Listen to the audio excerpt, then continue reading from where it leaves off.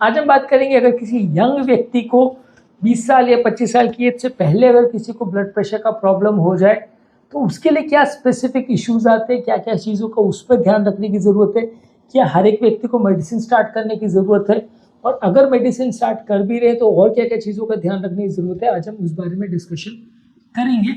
Hypertension young patients में होता है तो उसके स्पेसिफिक इश्यूज पर आज डिस्कशन करेंगे। टॉपिक पर जाने से पहले जो लोग हमारे चैनल पर नए हैं उन्हें रिक्वेस्ट करूँ कि चैनल को सब्सक्राइब करें, वीडियोस को लाइक और शेयर करें। हाइपरटेंशन यूजली यंग पेशेंट में कम देखने को मिलता है। ज़्यादातर हाइपरटेंशन मिडिल एज और अडल्ट एज की बीमारी 30-35 साल की आयु के बाद ही ज़्यादातर देखने को मिलती है। फिर भी यहाँ ऐसा नहीं है कि यंग एज में हाइपरटेंशन नहीं हो सकता, डेफिनेटली हो सकता है। बस ये है कि आपको ज़्यादा केयरफुली बाकी कॉजेज़ को रूल आउट करना ज़रूरी है।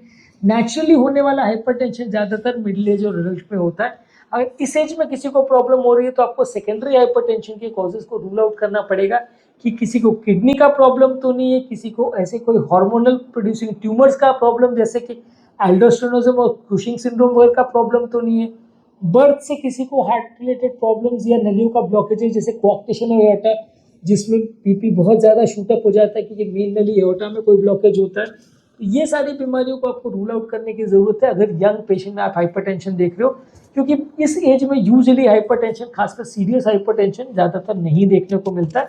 एक बार लेकिन चेक भी करना ज़रूरी है कि आपका रीडिंग सही है कि नहीं, क्योंकि कई बार क्या होता है कि रीडिंग्स में थोड़ी बहुत प्रॉब्लम होती है और वो मिस आउट हो जाता है। हाइपरटेंशन इस एज में कम देखने को मिलता है। इसके अलावा पेशेंट की लाइफस्टाइल रिलेटेड फैक्टर्स पर भी आपको फोकस करने की ज़रूरत है।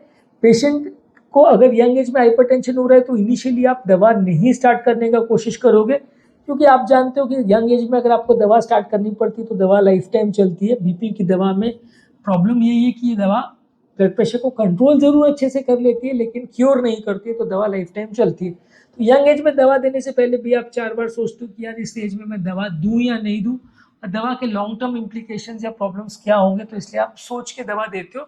बाकी सारी चीज़ों पर आप ज़्यादा फोकस करते हो, जैसे लाइफस्टाइल चेंजेस है, पेशेंट की लाइफस्टाइल को इम्प्रूव करोगे, उसका सोडियम इंटेक कम करोगे, पोटेशियम इंटेक बढ़ाओगे, अल्कोहल अगर लेता है तो उसको बंद करिए, स्मोकिंग अगर करता है तो उसे बंद करिए, वजन अगर ज़्यादा है तो उसे इम्प्रूव करिए, डेली एक्सरसाइज करिए, मेंटल स्ट्रेस कम करिए। मेंटल स्ट्रेस कम करने के लिए योगा, मेडिटेशन, प्राणायाम इस तरह की चीज़ें कर सकते हैं। हाइपरटेंशन के लिए प्रॉपर जो डैश डाइट है, हाइपरटेंसिव डाइट जिसे बोलते हैं, उसको फॉलो करिए।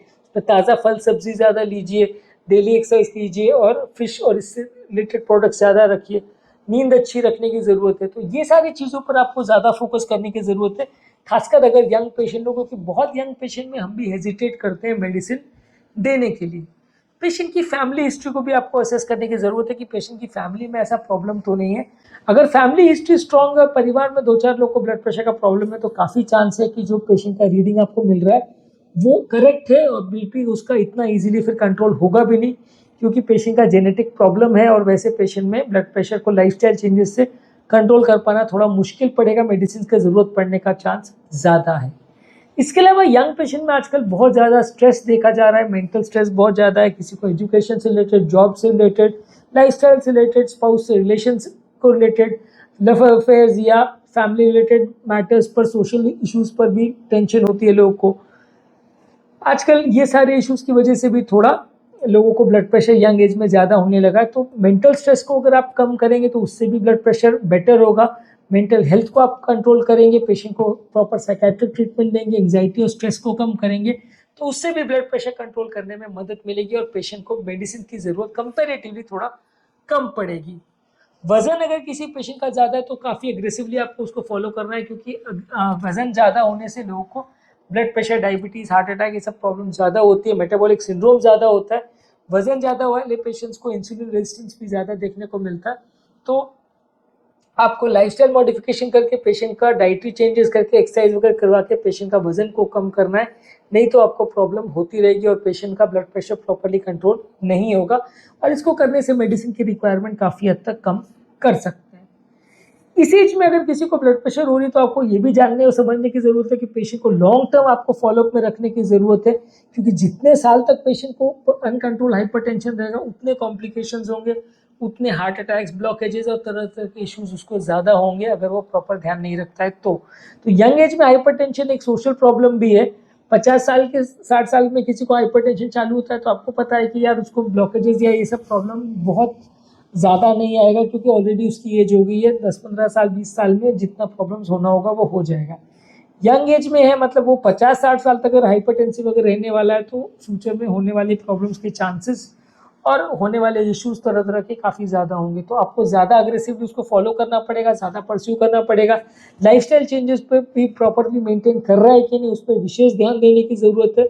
लाइफ टाइम उसको मेंटेन करना पड़ेगा। तो इसका मतलब वो डॉक्टर के लिए और फैमिली के लिए भी एक थोड़ा सा हेडेक या बर्डन है कि आपको लंबे समय तक उस पर ध्यान देना पड़ेगा, ज़िंदगी भर ध्यान देना पड़ेगा।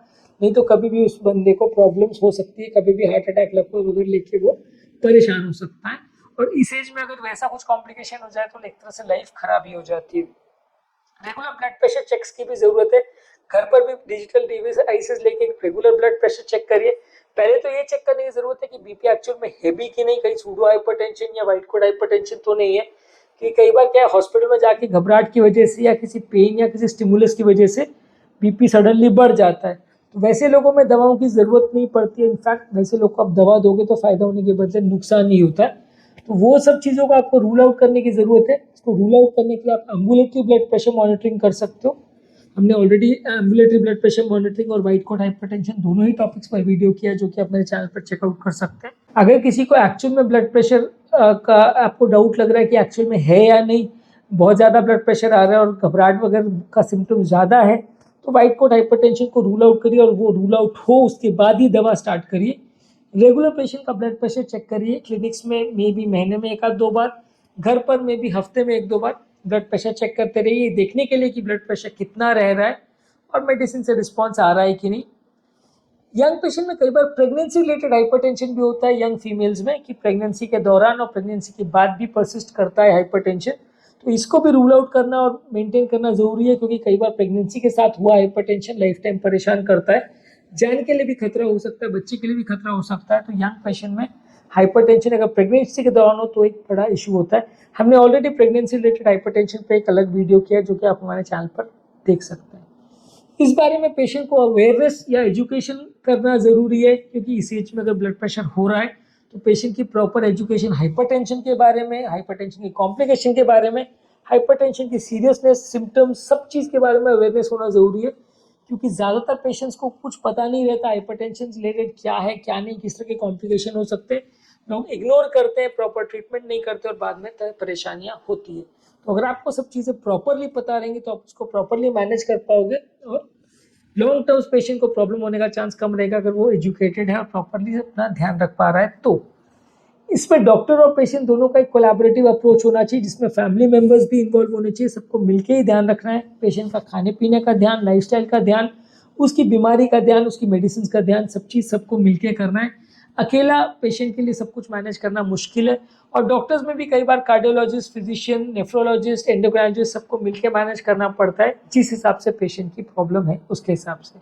और पेशेंट के लिए एक सपोर्टिव एटीट्यूड रखने की जरूरत है। पेशेंट को अननेसेसरी बर्डन या टेंशन देने की जरूरत नहीं है, क्योंकि ऑलरेडी ब्लड प्रेशर टेंशन से बढ़ रहा है उसका। तो आप उसको रिलैक्स करिए उसको, क्योंकि इजीली मैनेजेबल बीमारी है।